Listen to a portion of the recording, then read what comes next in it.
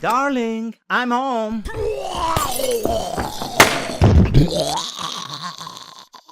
Oh, you did not take your medication. The Evil Within 2 is a survival horror game characterized by a commitment to reveal design decisions largely renowned and established by the Resident Evil series. The title is bold enough to experiment with the survival horror formula, as, structurally speaking, The Evil Within 2 is a combination of both linear and open-worldish elements. Look, one of us is going to explode. The game world revealed is a simulation within a simulation within a simulation, a circumstance that gives the designers abundant opportunity to get away with pretty much everything, as the hub worlds revealed herein will only bow down to the cultivation of horroristic drama and not necessarily for any physical laws. It is not to say that the title abuses the boundaries of the respective rule sets it brings forward, as the creators are wise enough as to not pester your assumptions of a physical reality. But transferation between these realities is frequent, and The Evil Within 2 maintains and even exercises the abrupt capacity to put you into much more malleable reality frames from time to time. Don't panic, or do nothing else. These segments are always linear, and your best bet is to accept that whatever the designers feel as a dramatic and horrific development has a viable chance of happening to you. Just don't take it all too serious.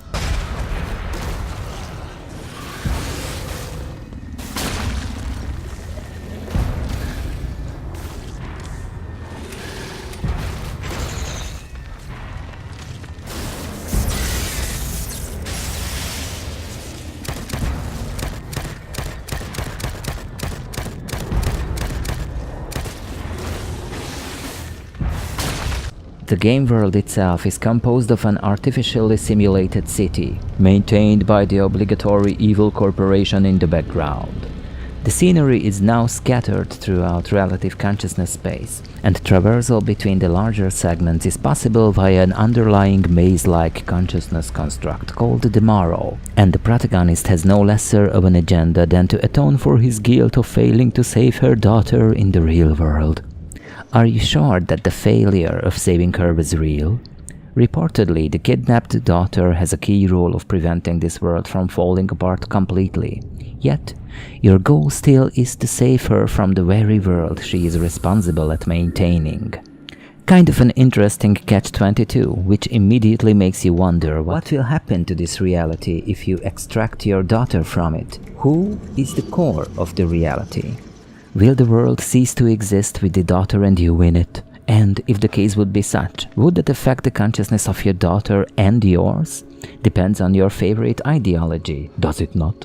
A simulated city comes with a simulated population, and almost all inhabitants are subjected to the metaphysical corruption that is taking place in the world. Therefore, a decent supply of zombies and various other monstrosities will litter the place with their presence, and Evil Within 2 gives you multiple approaches to deal with them. Evasion, stealth, head-on combat, and any and all mixture of the aforementioned approaches are all applicable to negotiate with the hostilities. And now is the time to complement the synergy between the efficient elimination of monsters and between the tools you are provided with. The game is very efficient and colorful in the context of environmental kills, as you can utilize various materials to your advantage. The Warden crossbow is your key instrument for such machinations, often resulting in good old-fashioned massacres.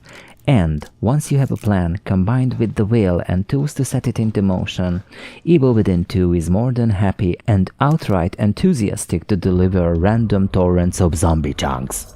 In other words, besides the nicely implemented stealth methods and the similarly rewarding but much more resource-heavy gunplay mechanics, Evil Within 2 is almost always keeps a window open to take out 3-4 monsters with a single but super efficient attack. This freedom gives you tremendous agency in the game world, and most of the time, the title is kind enough as to let you spy on the enemy movement patterns before inviting you to commit to a decision on how to progress onward.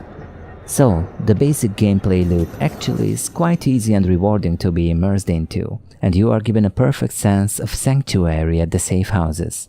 It bears mentioning that the zombies are not exactly free roamers. They instead tend to patrol a given space section of relevance. Therefore, it is not too hard to go guerrilla on them once they resume their patrol routes. Regardless how the zombies tend to orbit around their designated area, once they spot you and go hostile on you, the chaos and intensity that arouses hardly if ever grows old, while the erratic and super efficient attacks of the monsters usually trigger the flight response, as you never want to be too close to a set of zombies in this game, unless it is their back you are seeing. It is much more challenging to go commando on a set of monsters than it is to take out a solitary enemy, because the act of the killing usually makes you very prone to be detected by the other surrounding threats.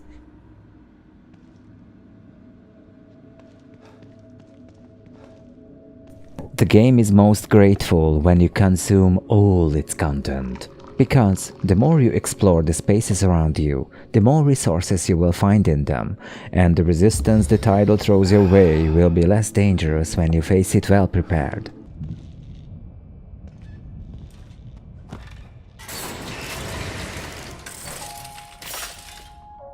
We've got to stop meeting like this, Detective.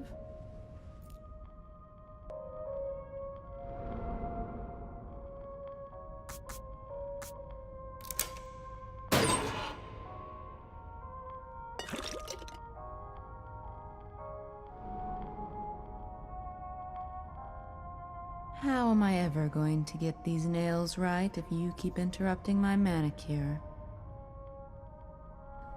An underlying, efficient crafting system will keep you on the lookout for resources, components you can fabricate ammo and healing items with, let alone the various methods you can upgrade your arsenal and your character by. A Dark Souls-like gameplay mechanic is in effect to develop your skills, as each fallen foe will yield various amount of green spirit goo, and you can use the sum total of your collected spirit goo to increase your stats and abilities. Full gameplay functions can be unlocked using the upgrades, like more efficient and more varied stealth kills and maneuvers, or exotic, super expensive functions like the slowing of time during gunplay. It may be strange to say this about a survival horror game, but Evil Within 2 on survival difficulty is a rather friendly one at that, and with that said, one has no doubt whatsoever that the harder difficulty settings will force you to micromanage your resources. As noted, the flow of the game is a constant interchange between linear and open-worldish segments, and you will even encounter mostly passive allies during your struggles. Persons are occupying the safe houses, but their contribution is a significant factor of storytelling and tension engineering. A given character will not have more than one, maybe two quests you could do for them, and the results of completing those often leads to the opening of a new area, and this presents an interesting feeling. By the time you start to establish rapport with a person, you must leave him behind, and this emotional discomfort is not something that is easily pulled off by any medium. You start to look for the "Will you be okay?" button, and the game indeed is evil enough as to deny it. The most relevant difficulty the game possesses is whenever multiple enemies manage to gang up on you. But, as hinted before, Evil Within 2 is friendly in the sense that it very rarely, if ever, pulls a Dark Souls on you, and it seems to be always possible to evade frontal collisions against a mob of hostiles.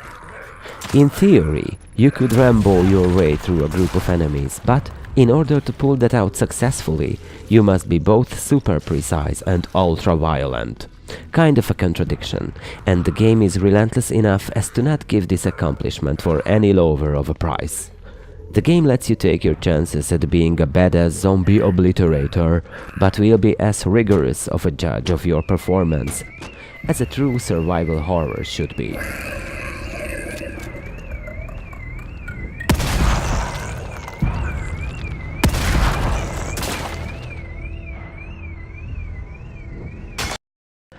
The experience of being overwhelmed and threatened at the same time is one the game relies on via numerous occasions, and these segments are particularly intense. Evil Within 2 accomplishes this by putting you into the midst of dire circumstances without giving you a hint of what you should be doing, and the idea is to figure it out while casually having to remain alive.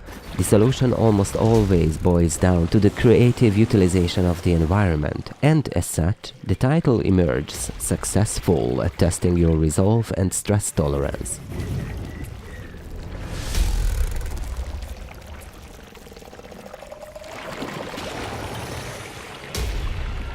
Good God, look at the size of that thing. Maybe I can sneak past it. Evil Within 2 also features a fantastically disturbing and very well presented final showdown. And now, enjoy the random gameplay footage medley. Thank you for watching.